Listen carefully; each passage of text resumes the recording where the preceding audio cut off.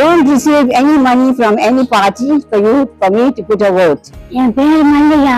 எனக்கு 87 வயசு ஆகுது. நிறைய தேர்தலில் ஓட்டு போட்டுக்கிறேன். இப்போ போட முடியல என்னால. எனக்கு ஃபார்ம் கொடுத்துக்கிறாங்க. அதனால அந்த ஓட்டை பார்த்து நான் போட போறேன்.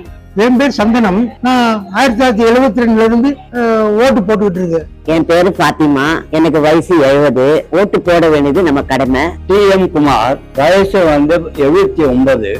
எல்லா தேர்தலிலும் நான் ஓட்டு போட்டிருக்கிறேன். நீங்க தேர்தலில் ஓட்டு போடுறதுக்கு பணமோ பரிசு பொருளோ எதுவுமே வாங்காதீங்க. என்னைக்குமே நான் பணம் வாங்கினது கிடையாது. எனக்கு இப்போது 91 வயசு ஆகிருக்குது.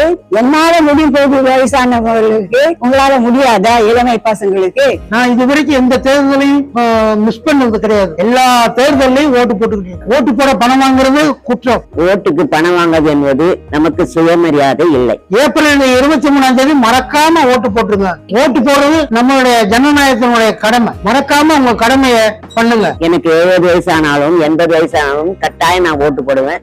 அதனால நீங்களும் ஓட்டு போடுங்க. I request all of you to make your vote compulsory on the 23rd of April. என் வாக்கு என் உரிமை. ஏப்ரல் 23 கட்டாயம் எல்லாருமே ஓட்டு போடுங்க. My vote, my right. என் வாக்கு என் உரிமை.